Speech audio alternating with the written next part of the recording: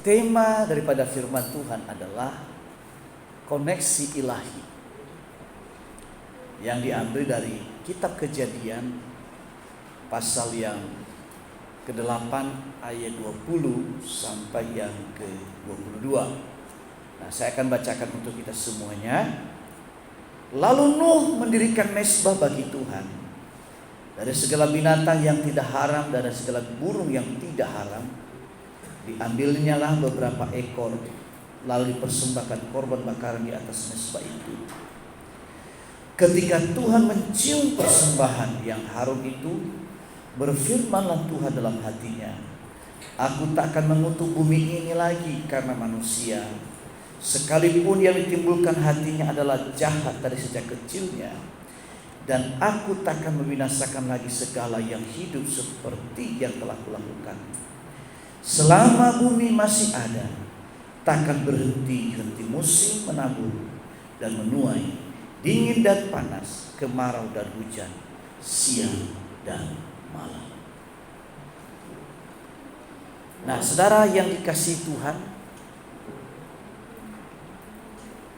firman Tuhan ini luar biasa. Kalau mau tahu bagaimana caranya supaya mengubah hidup kita, mengubah karir kita, di ayat ini menjelaskan kepada kita melalui persembahan yang kita persembahkan.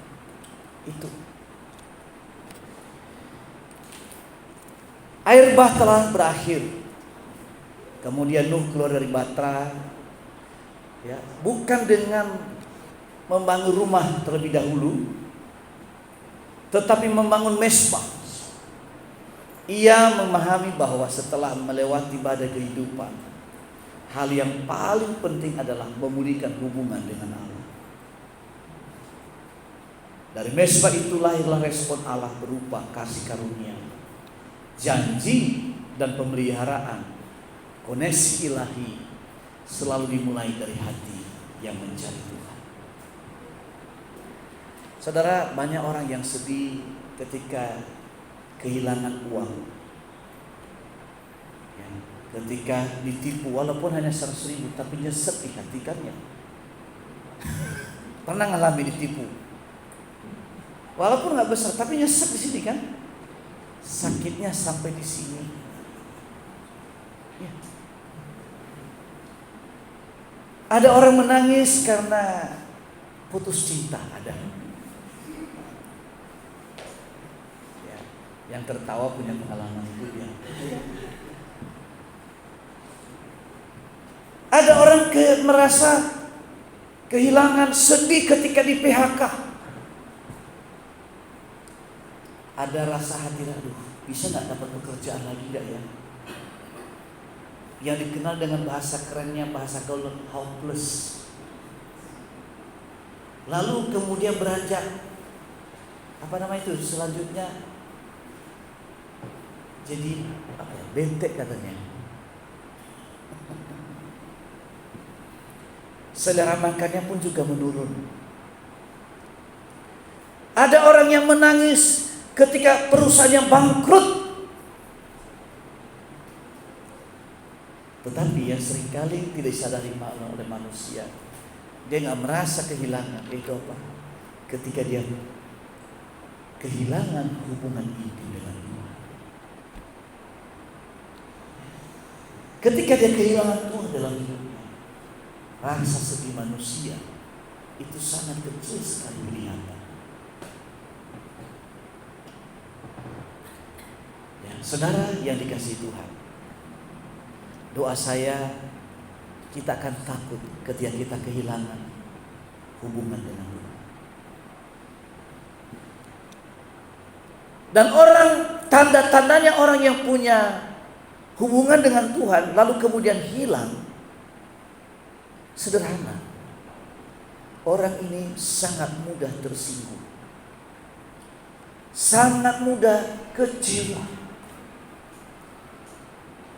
Bahkan saudara, ada saja di internet, di Instagram,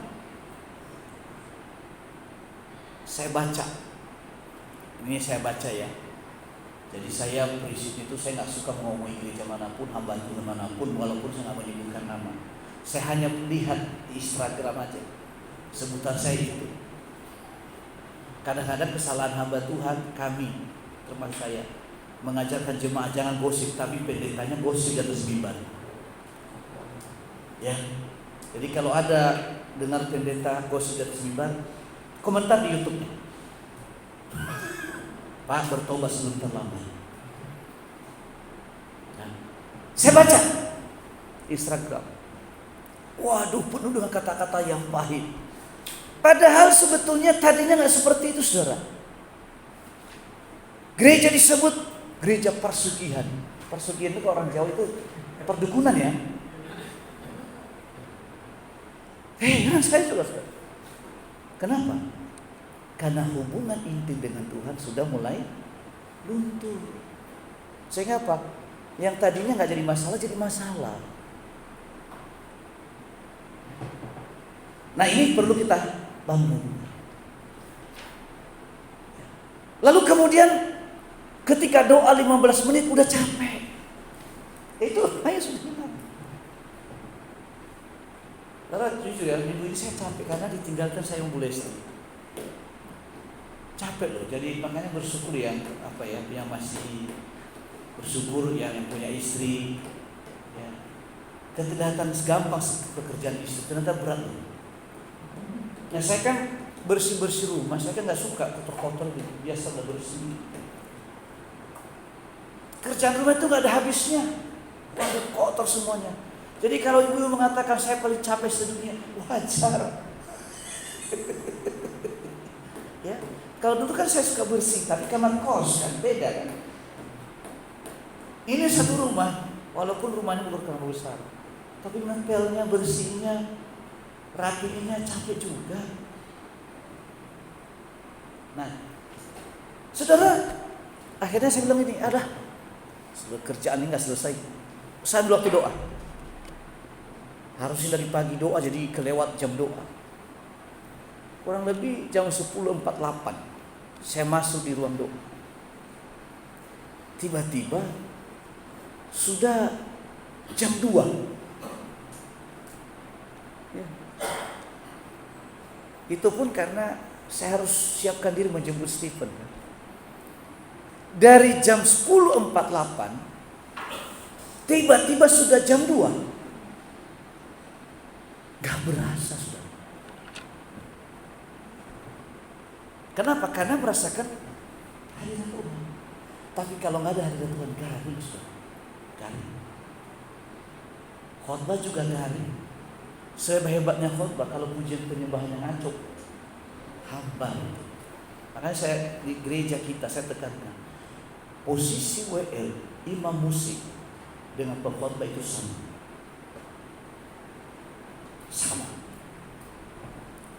Seorang WL dia nggak bisa bohong. Kalau jadi WL dia benar atau tidak nggak bisa bohong dia. Ketika aja sering bari. Karena itu bicara hadirat Tuhan. Jadi saudara, yang pertama koneksi ilahi yang harus kita lakukan. Yang pertama, dimulai dari apa? Penyembahan. Membangun mesbah sebagai prioritas utama. Penyembahan adalah jalan untuk membangun kembali hubungan dengan Allah. Ya. Jangan mencari Tuhan kalau lagi perlu. Jujur saudara, kemarin itu saya bergumul. Bergumulnya gini. Ada seseorang yang pernah ikut dulu doa pujian penyembahan kita di Jatinegara dan juga di gedung Advent, sempat datang ibadah. Waktu itu sering sakit, ada kerasukan, dia kan kerjanya unik ya, itu nggak usah cerita. Bawa saya doain, sehat sembuh. Saya sampai datang ke rumah juga, saya doain, rumahnya bebas dari roh jahat. Nah, setelah sudah sehat, biasa sebagai hamba Tuhan tuh menyapa, kenapa nggak ke gereja? Ya kan gitu. Ya, kan kita perlu tahu kenapa nggak gereja. Mungkin ya nggak ada ongkos, bisa jadi macam-macam kan. Ya, Yang tersinggung kalau saya WA ya, kalau apa? Saudara bertahun-tahun cuma hanya baca, nggak balas. Mungkin ada 100 kali saya WA. Karena setiap pagi, setiap apa, saya sapa lalu. Termasuk juga istri saya, WA juga, nggak digubris juga. Aduh, saya bilang apa dosa saya ini Tuhan sampai segitunya. Nah tiba-tiba kemarin itu Ibu Tuni telepon saya, Pak, Bapak sibuk nggak? Enggak, kenapa? Ini si A ini boleh nggak saya kasih nomor telepon Bapak? Anaknya sakit nggak bisa bangun. Itu sakit apa tuh? Saya bilang stroke, bukan. Pokoknya nggak bisa bangun. Nah, saya bilang nih, jangan-jangan lagi nih. Ya ini saya juga manusia loh, masih punya daging. Ya udah kasih aja. Saya bilang dulu kalau saya WA nggak dibalas, saya hanya baca. Saya juga bisa dong baca, nggak usah balas. Ya nggak? Ya kita ini orang timur, tahu sopan santun, betul nggak? Orang yang saya nggak suka aja saya balas. Tapi yang pertama akhirnya apa? Saya nggak baca. Saya baca, tapi saya nggak balas. Dia telepon, saya nggak angkat. Pendeta juga enak banget ya. Emangnya saya ini siapa? Giliran sakit nyari saya. Ya cari gerejamu dong, ke gerejamu, kan begitu kan? Kamu gereja di mana? Tanya sama pendetamu. Dalam hati saya. Kecuali kamu bayar saya sekian baru saya datang. Pendeta Mamon ya. Nah, begitu masuk gereja, saya kuatkan hati. Shalom. Selamat hari Minggu. Maaf baru saya respon. Saya lagi di gereja, saya kirim brosur gereja. Jawabannya apa? Gak apa-apa Pak. Ada waktu gak saya telepon? Oh saya gak balas lagi kalau itu kan, karena ibadah mulai. Nah saudara, ini kadang-kadang manusia begitu. Dan sekarang ini gereja kita saya mulai saya tegasin. Gak aktif di gereja, jangan harapin saya layani. Gimana ke gereja? Gereja sana. Saya gak peduli dia kaya atau miskin, tapi saya sama nilainya. Selama dia manusia. Sekali lagi, kita butuh orang kaya, betul gak? Kan kita bayarin kan dari perpuluhan kita semua, persembahan kita kan. Nah kalau banyak orang kaya, persembahannya gede, oh jauh lebih bagus.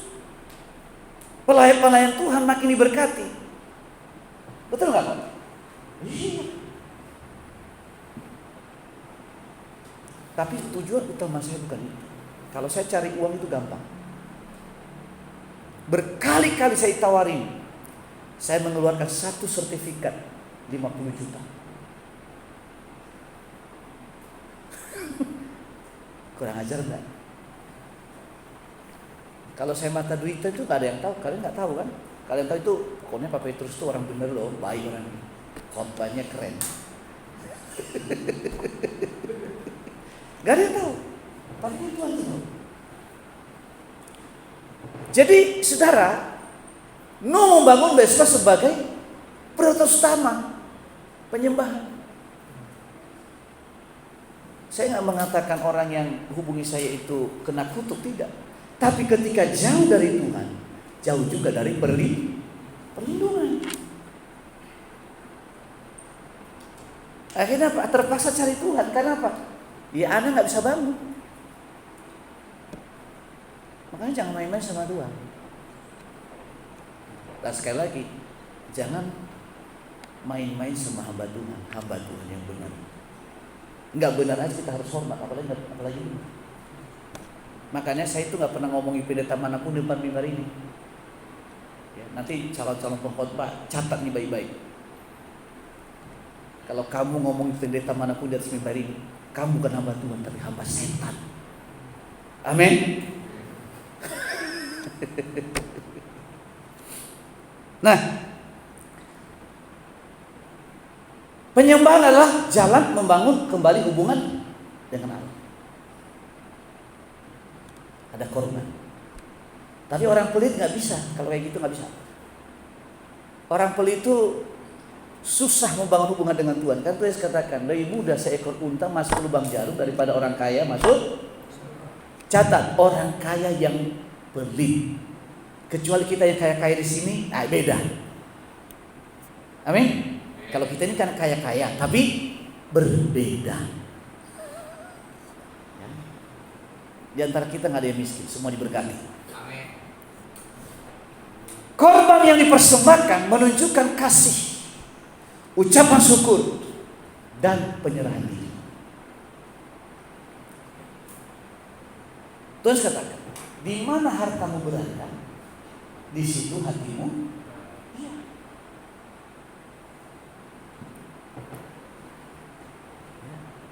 Saudara, saya kasih contoh ya, lebih sederhana. Waktu saya mencintai Bu Lesti, ini belum jadi nih, masih ada niat. Ini artinya, waktu saya mulai suka dengan Bu Lesti, maka perhatian saya juga selalu Bu Lesti. Nah, saya punya keistimewaan karena udah biasa sebagai seorang konselor menjadi pendengar yang baik. Nah itu, ini harus catat nih. Tapi sampai hari ini juga tetap jadi pendengar yang baik. Waktu saya jadi pendengar yang baik, akhirnya apa? Hati Bu Lesti terpikat dengan saya. Loh, ini benar. Ya, walaupun karena anak-anak musik itu dekat sama saya semua. Karena apa? Nasibnya aja di tangan saya. Kalau kami dulu di rayon itu, pemusik itu dijadwal. Nah, saya kan sekretariat. Itu semua jadwal mesti saya sortir dulu ke meja saya. Jadi mau nggak mau kan dekat semua kan anak musik. Mau cowok, cewek, cantik, jelek, semua dekat. Dan saya layani proporsional. Ya. Saudara, walaupun saya dekat semuanya, tapi boleh itu punya keistimewaan. Itu apa? Naik kendaraan saya antar pulang, belum ada kata I love you. Pengorbanan dulu loh. Sampai tiba waktu yang sudah tahu, ya sebetulnya sudah jatuh hati dengan saya, tapi malu-malu gitu kan. Baru saya mengatakan. Dan akhirnya apa terjadi? Jadi istri saya. Anak kami 2. Iya. Jadi saudara kasih Tuhan, untuk mendapatkan sesuatu butuh pengorbanan. Catatan penting bagi kita, orang yang memiliki koneksi ilahi akan mengutamakan hadirat Tuhan di atas segalanya. Cari dahulu kerajaan Allah dan kebenarannya, maka semuanya akan ditambah padamu. Haleluya, haleluya. Tapi kita kebanyakan tambahan yang kita cari kan. Betul enggak? Jujur sampai hari ini saya belum menang di situ. Saya diundang khotbah misalnya 2 gereja diundang saya khotbah. 1 besar, 1 terima kasih. Tahu maksudnya terima kasih kan?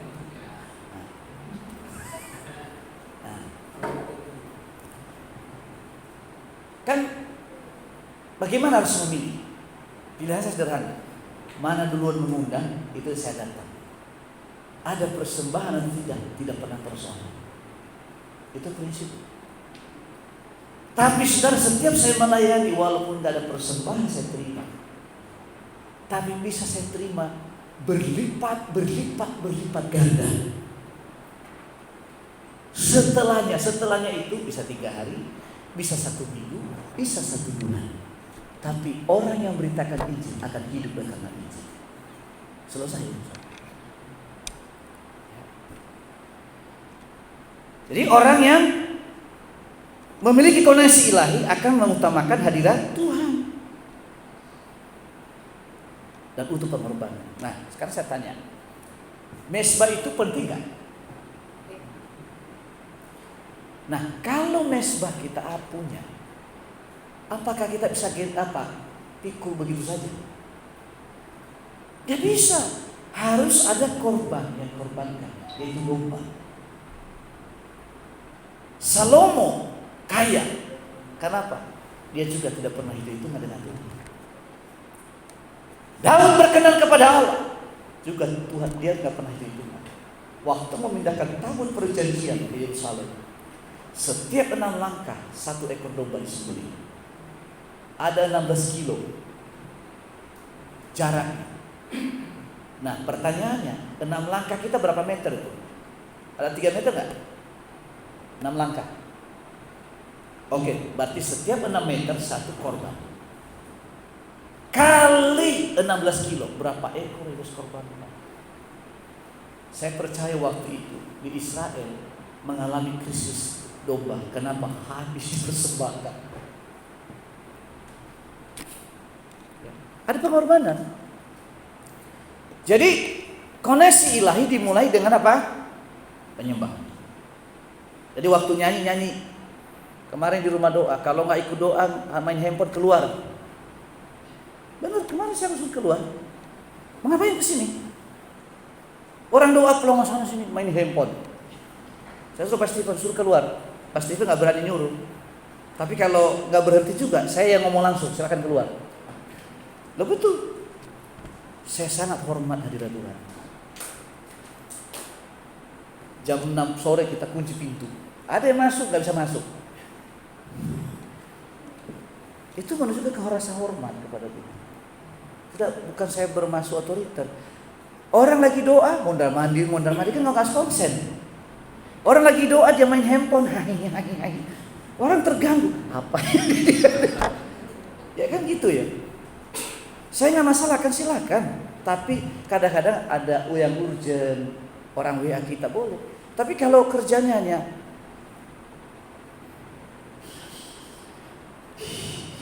lo orang kali apa sih? Yang penting nggak usah ikut doa, betul. Itu pun 3 kali saya ingatkan baru dimatiin handphone. Itu pun jadi keluarin lagi. Aduh. Ini bentuknya apa? Tujuan saya Pak, supaya ada rasa hormat. Ada yang bilang, oh, kok ada mukjizat ya? Ya iya, tapi ada juga harga yang dibayar. Ya. Tidak semua orang menumpangkan tangan atas orang sakit. Orang sakit sembuh, tidak semua. Hanya orang yang menghargai hadirat Tuhan. Yang pertama ya. Yang kedua, ketika kita punya hubungan dengan Tuhan, kita mampu menggerakkan hati Tuhan. Tuhan berkenan kepada apa? Persembahanmu. Dan melalui persembahan itulah keadaan Tuhan ubah. Ada janji-janji. Allah merespon dengan kasih karunia, bukan penghukuman. Yaitu apa? Meskipun Petrus berbuat jahat dari kecil sampai dewasa, saya tidak musnahkan dunia.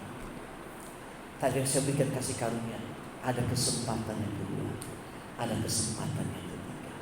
Yang penting jangan sampai menghembuskan nafas terakhir, tidak mengingat Tuhan Yesus sedang ada di pesta, di mana itu di bar dan lain sebagainya.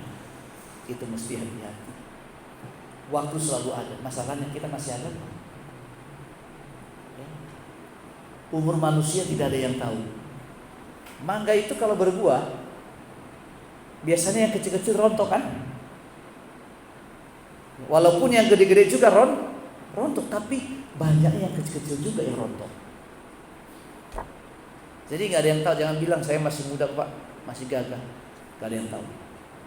Tetangga saya lagi kaya-kayanya itu, wah, dalam waktu sekejap tiba-tiba punya mobil 1, tiba-tiba punya mobil 2. Tapi tiba-tiba saya lewat depan rumah, turut berduka cita atas si, yang benar ini.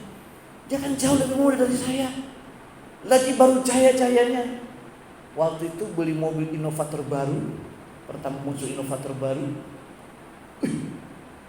tiba-tiba inna ilahi wa inna ilaihi rajiun.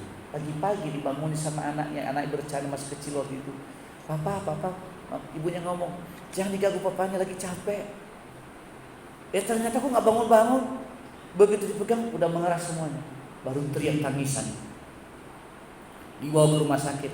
Udah nggak bisa, udah lama berjam-jam. Itulah hidup. Ya. Ada orang yang nggak bisa bangun pagi hari. Jadi kalau hari ini kita bisa bangun, itu anugerah Tuhan. Amin. Itu berkat Allah Subhanahu wa Ta'ala.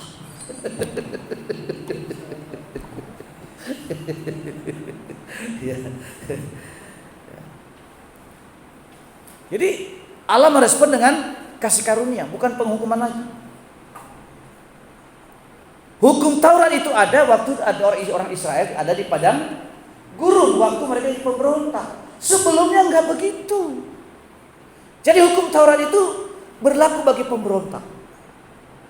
Tapi hukum kasih karunia adalah orang yang menerima Yesus sebagai Tuhan dan Juru Selamat. Yang selalu mengoreksi diri, dia menyadari dia salah. Hukum kasih karunia lah yang berlaku bagi orang itu.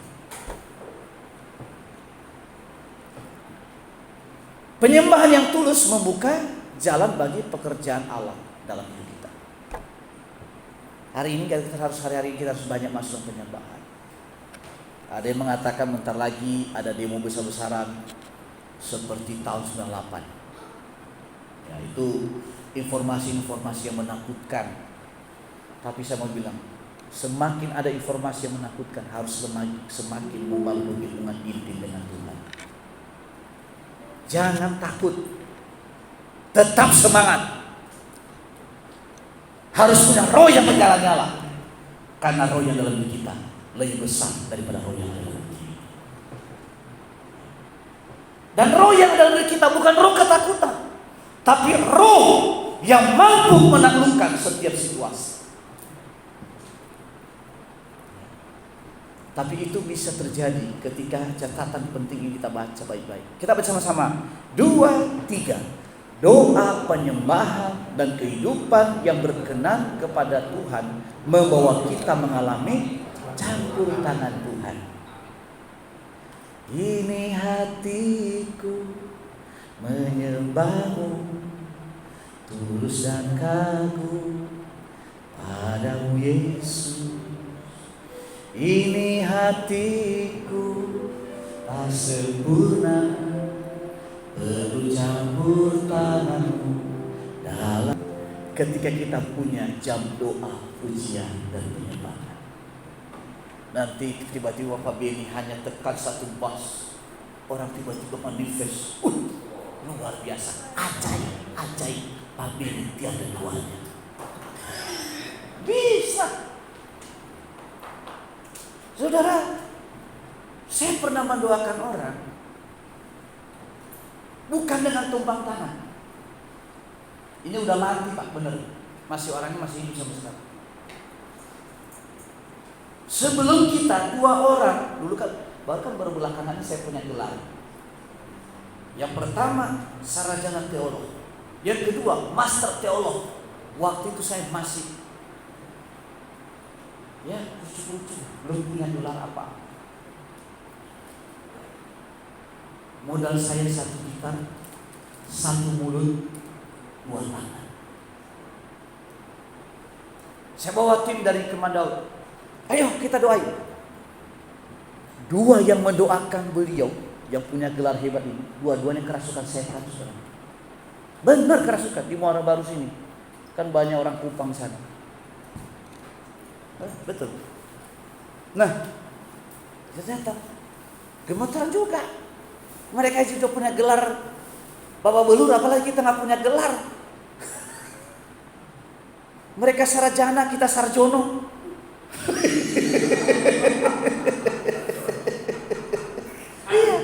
Iya, benar mereka sarjana. Gelar kita cuma sarjono. Iya. Waktu itu bingung kita ini. Kita nyanyi Saya mainkan gitar, sini gitar sama ini, nyembah. Haleluya. Ini udah mati. Rumah sakit udah tolak. Gimana ngobatin orang udah mati? Mau pakai apa? Diimpus nggak bisa masuk. Nyanyi. Haleluya. Saya bawa istri, 2 anak saya sama 1 lagi pengerja. Nyanyi, setelah nyanyi kita, saudara, kaget semua. Tahu nggak kenapa kaget? Karena dia mulai bergerak.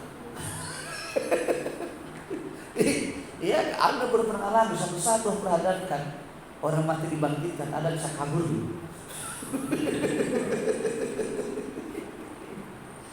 Bergerak. Tapi saya tutup mata. Kenapa saya tutup mata terus, tapi sedikit ngintip juga. Ya takutnya hantu. Ya kan? Nah, ketika dia bergerak, itu dia buka mata. Tiba-tiba dia duduk. Saya bilang, kasih dia minum. Kasih minum. Tiba-tiba dia berdiri, saudara. Dan tiba-tiba lompat. Dan tiba-tiba bisa ke kamar mandi dan keluar kamar mandi. Dan sehat dengan sempurna. Dengan satu kita nggak ngerti, setan belang keluar. Enggak, orang kita juga hanya apa doang kok. Kalau nggak bangkit benar kan kita malu kan. Begitu penyembahan dinaikkan, orang mati dibangkitkan. Orang yang masih ada sampai hari ini. Pernah saya ketemu sekali, saya bilang, Anda nggak bertobat sungguh-sungguh. Ada lewat ya, sudah ingatkan Anda. Anda masih mau kembali dengan kehidupan lama. Saya sudah ingatkan. Jauh lebih parah yang kedua kali. Memang ya apa, enggak preman lah.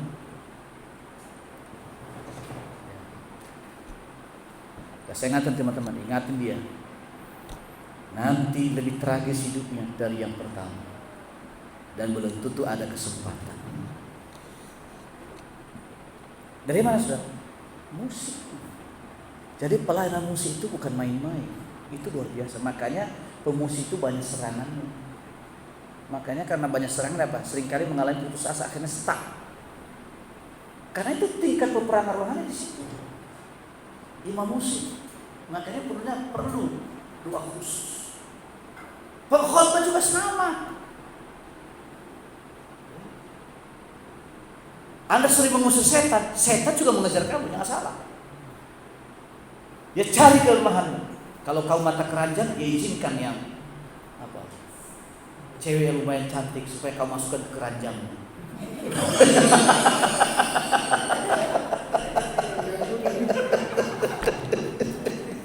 Iya. Iblis tahu kelemahan-kelemahan, dia kejar itu. Ya. Untung aja nggak ada di sini yang mata keranjang. Ya.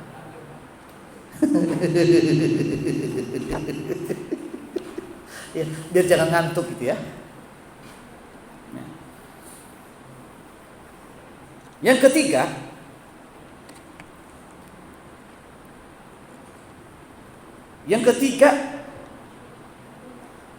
menghasilkan janji dan pemeliharaan Tuhan. Itu dia. Nanti di grup saya kirim dalam format gambar. Supaya jadi bahan khotbah juga, boleh khotbahkan tempat lain di FA. Kenapa saya bikin begini? Supaya calon pengkhotbah itu banyak bisa dengar ini. Kan ketua F kan pengkhotbah juga termasuk. Ketika khotbah jangan ngaco kemana-mana. Sesuai dengan ini keren. Ya. Ini 1 semester loh belajar bikin kayak gini. Betul nggak Pak Stephen? Ya. Di kelas di S1 itu 1 semester, di S2 juga 1 semester. Kelihatan sederhana tapi susah. Nah, tapi kalau backgroundnya itu saya ambil dari AI. Backgroundnya kan susah ya. Kita bikin unik ya. Ada AI sekarang ini. Makanya perlu pakai juga apa nama itu? Agak cerdas sedikit, cerdik lah. Ya. Hanya bikin saya catatannya ya supaya lebih rapi kan perlu pakai AI. Orang yang hidup dengan Tuhan, punya koneksi, ada janji pemeliharaan. Tuhan pelihara di mana? Karir kita dipelihara sampai kita tua, kita nggak sendiri. Meskipun tetap single sampai tua, tapi tidak pernah sendiri. Ya. Jadi jangan takut. Saya kan masih single Pak, belum punya, tak usah khawatir. Tuhan menyertai sampai akhir hidup.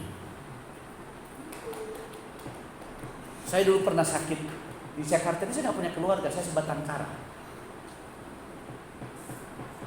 Saya sakit, waktu itu saya tinggal di ada di sekretariat itu ada tempat tidur siapin. Saya tidur situ karena pendeta yang ngomong kalau ada apa-apa kan ada yang tahu. Kalau tinggal di kos kalau ada apa-apa nggak ada yang tahu. Ya udah saya tidur. Saudara, Tuhan pakai seorang perwira polisi yang punya istri itu cantik dan baik. Karena waktu itu saya konseling waktu mau menikah. Karena nggak ada hamba Tuhan yang bisa melayani, saya melayani konseling. Walaupun belum pernah menikah pada waktu itu. Ya karena tugas saja kan. Nah ternyata itu mereka tergerak. Istrinya ngomong sama suaminya, kita antar Pak Petrus ke rumah sakit dan kita biayai pengobatannya. Kan gampang ya saudara pribadi, tinggal suruh ajudan kan? Enggak, kita berdua yang ke sana. Enak ya. Saya juga bangga. Seorang perwira ngantar saya ke rumah sakit, ditemani sama istri, nggak pakai ajudan, nggak pakai apa namanya, dia sering ngantar.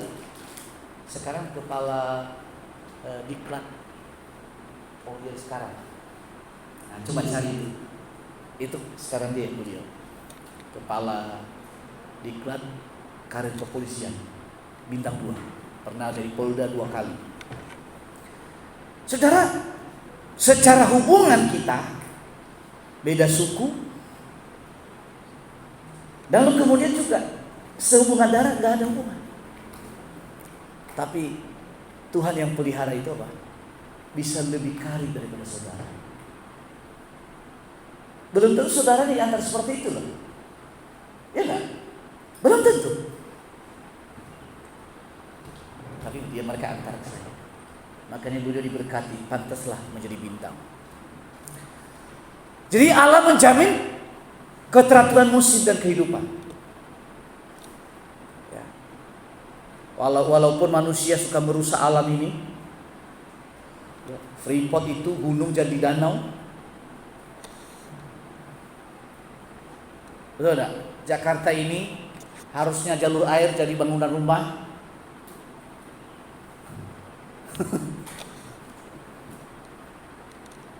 Tapi tetap Tuhan menjamin kehidupan kan, walaupun banjir. Bahkan kalau banjir ada nasi bungkus. Ya. Kalaupun ada bencana Jakarta ini karena buatan manusia sendiri, bukan buatan Tuhan. Karena jalur air dibikin bangunan. Begitu digusur oleh pemerintah tidak peduli rakyatnya. Ya kan? Kemiskinan terus bertambah. Menyalahkan pemerintah, nggak buka lapangan pekerjaan. Ya iya. Belum tamat SD udah punya anak. Tinggal di rumah orang tua. Belum selesai itu anaknya juga akhirnya punya anak, numpang di rumah kakek. Nah karena utama seperti ini mau kerja apa? Oh saya jadi buruh tapi gaji manajer. Ya nggak bisa bro.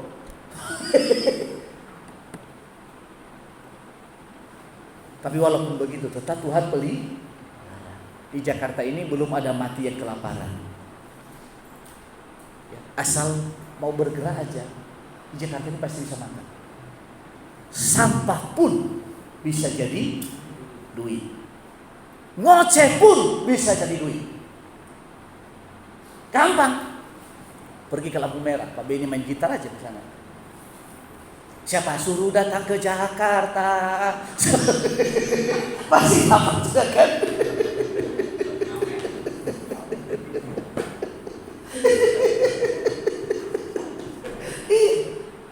Tetap Tuhan pelihara. Itu janji Tuhan loh. Orang yang kecil apa itu ya, bekas tutup botol itu yang teh botol itu, bisa hidup juga. Bahkan dulu pernah saya ketemu di Depok, pengantin suami istri punya pembantu Pak, punya pembantu. Bayangkan itu, punya rumah di Depok. Pak Benny udah punya rumah belum? Di surga udah ada. Nanti di bumi juga ada. Bentar lagi Pak. Beli rumah di Depok plus pembantu dan anaknya sekolah di Cakrabuana. Dia cuma apa? Mengapa? Na na na na na. Tarik kolektor.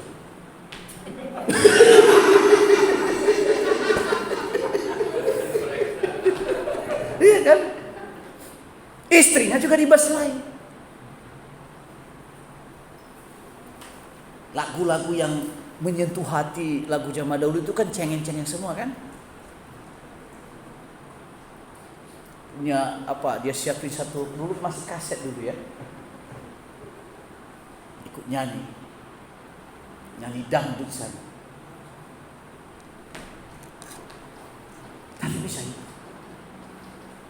itu bukan terjadi kebetulan. Ini jaminannya. Musim dan kehidupan. Yang kedua, janji Allah menjadi dasar pengharapan bagi masa depan. Jadi kalau kita yakin, itu karena Tuhan berikan kemampuan kita yakin. Kemauan aja gak punya kok. Alkitab katakan Tuhan yang berikan kemauan. Tuhan menaburkan benih di hati kita supaya memiliki kemampuan.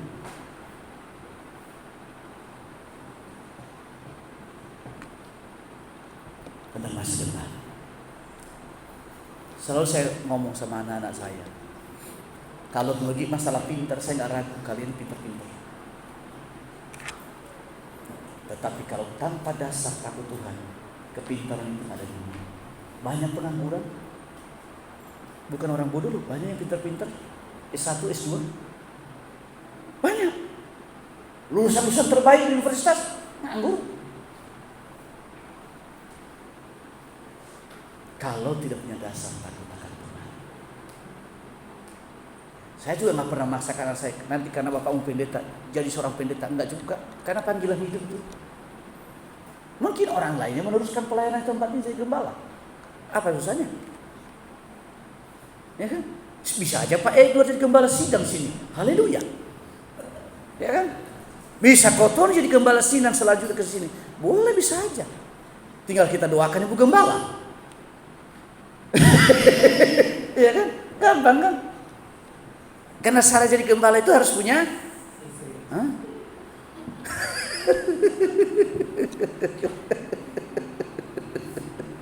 ya siapa tahu jadi benar, nggak tahu, itu bahasa iman dulu kan.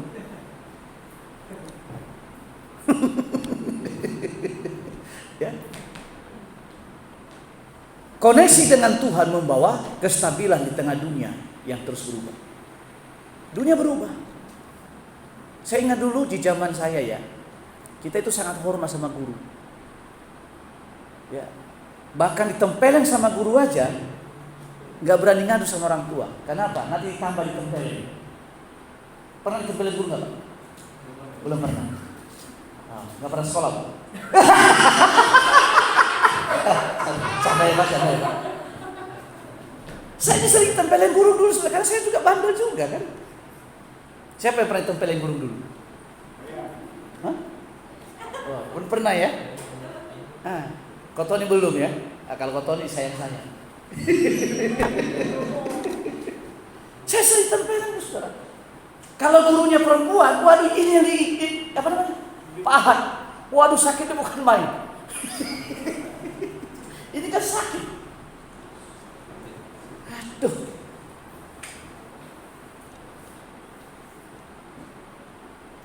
Dan kita lebih menghormati guru daripada kepala lurah dulu.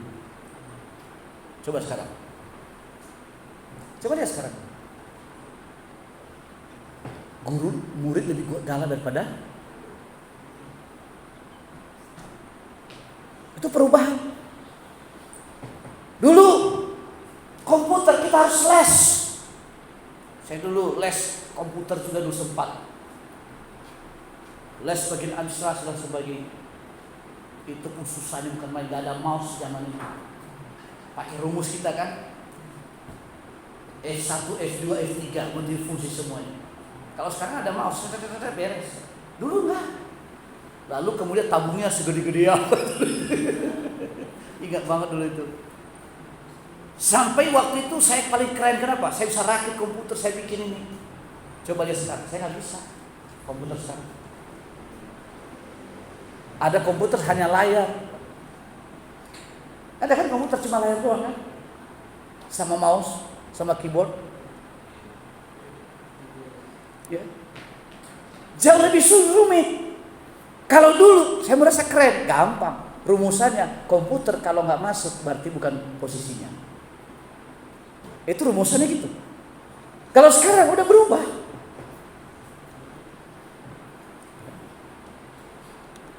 Lalu kemudian secara keilmuan. Kalau dulu, waduh, mendapatkan sebuah catatannya susahnya bukan main. Sekarang gelombang informasi ini, cari apa aja di internet ada.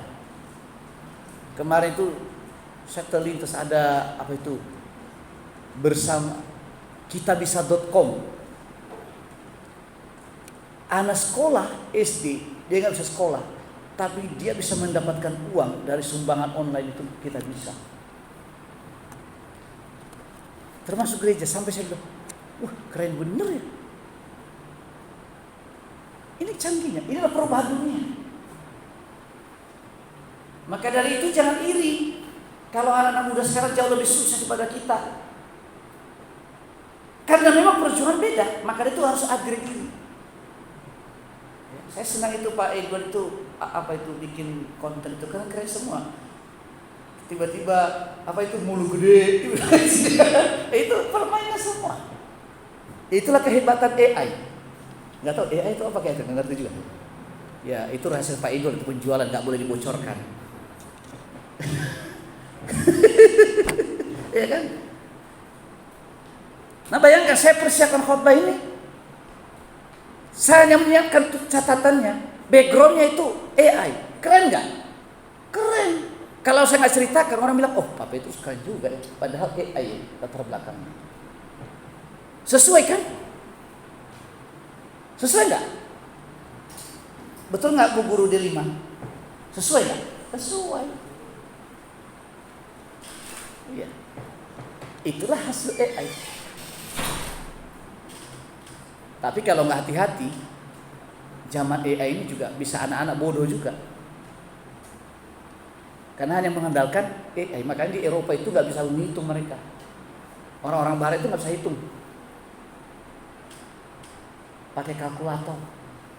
Coba anak-anak kita kasih rumus kerjain, beres. Tapi ke depan ancamannya itu.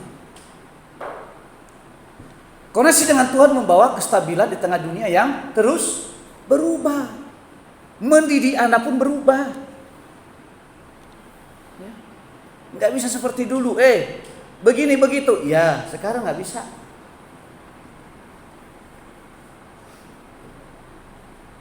Sekarang ini dengan anak-anak saya lebih banyak persahabatan daripada ya gitu kan.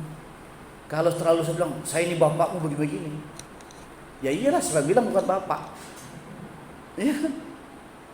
Jauh lebih pintar. Puji Tuhan aja ini dua anak itu masih nurut ya. Karena pembawaannya juga berbeda. Amin. Iya. Betul nggak Spen?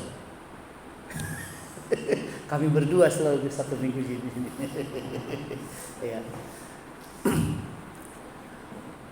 Orang yang hidup dekat dengan Tuhan memiliki damai, pengharapan, dan keyakinan bahwa Allah memelihara hidupnya. Optimis. Yang terakhir, saya simpulkan di sini.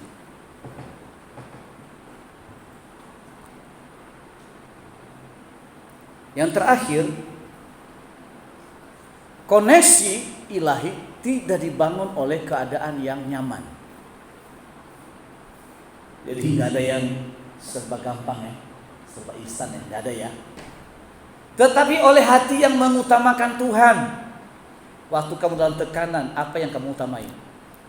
Seperti Nuh ketika ia membangun mezbah penyembahan. Hati Allah digerakkan dan hidup di bawah janji serta pemeliharaannya. Oleh karena itu saudara, bangunlah mezbah setiap hari. Maka hubungan dengan Tuhan akan semakin kuat.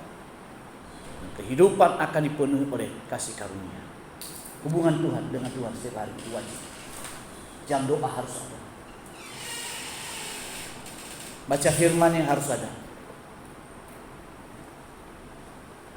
2 hari ini saya nggak bikin ringkasan Alkitab karena sibuk banget memang, nggak konsentrasi, karena butuh konsentrasi ya. Tapi besok saya akan buat lagi renungan-renungan itu yang secara sistematis. Satu pasal itu Anda bisa mengerti ketika Anda sudah baca artikel saya kirim. Besok pagi saya ulang lagi. Ya kalau promosi juga mau juga saya kirim juga. Itu kekuatan kita. Hidup kita ada di sana. Bangun mezbah setiap hari. Maka apinya pun turun. Nanti di badan kedua saya bicara tentang Elia.